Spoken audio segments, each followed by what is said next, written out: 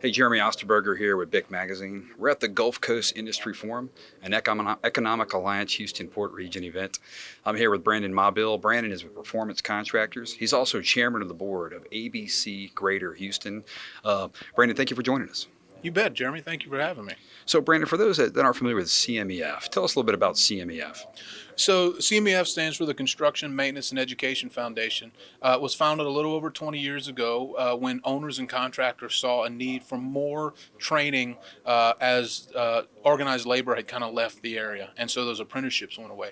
And so CMEF is funded by contractors who pledge a certain amount of cents per man hour to the organization, and using that money we pay for subsidized training for our employees, and we do a lot of high school outreach. So CMEF is actually now partnered with 66 area high schools, and last year had 6,400 high school students take some portion of NCCR training under our accreditation. And, Brandon, how long has that program been in existence? CMEF? Yeah, CMEF. Yeah. CMEF, a little over 20 years. So we were founded in the late 90s as a joint collaboration between Associated Builders and Contractors and HBR. So, Brandon, on the panel, you talked a lot about community training. For those that don't understand that concept, could you elaborate a little bit on community training? So that's what CMEF is all about, Jeremy. Community-based training means that we really can't do it alone. And so as contractors, we have to agree upon a universal standard that can travel with the potential employee, so that when he trains, say, with Performance, and he goes to one of our competitors, instead of retraining, that employee can have their training. It's a stackable credential. And so with the community base, we all come together.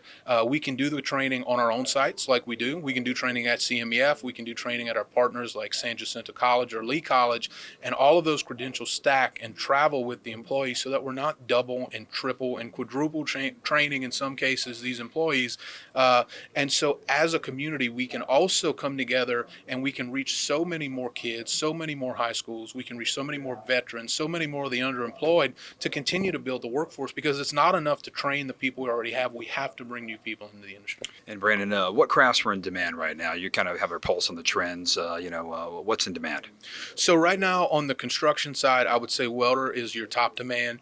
Instrumentation techs and instrument fitters are high demand. Crane operators are becoming higher and higher demand. A lot of crane operators are aging out. Pipe fitting is still in high demand. Frankly, everything is in demand, but those I say would be the biggest. Sure. And Brandon, as we look for the future here, the industry is getting more automated. Talk a little bit about the future of the workforce and what changes are coming down the pike, and how do you see the industry maybe adapting to those changes? So I think the future of training is going to be in augmented and virtual reality. So right now I can tell you Performance is doing virtual reality crane simulation, and it's very realistic. It actually uses So the simulating software actually went out to Dodano and studied the cranes in great detail to perfectly simulate these cranes. And so we can give seat time in a very controlled environment that we weren't able to do. So that's one example. Lincoln has virtual reality welding machines now, so that schools that maybe can't afford welding material constantly can use these virtual reality systems and train a ton of students in a very short period of time without the setup and the takedown. So I think virtual reality, augmented reality is going to be big to continue putting training in places where we couldn't normally put it. For welding training, we need three-phase power. You need a ventilation system. You need enough space, whereas for a virtual reality welder, you need a 110 outlet, and that's it. You can do it in a classroom.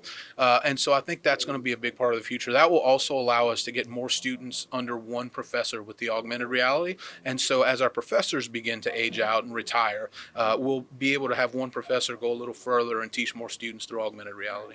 Well, Brandon, we thank you for your time here at the Gulf Coast Industry Forum. It was great talking to you. Thank you, Jeremy. Appreciate talking to you. Great. For more videos, visit bicmagazine.com.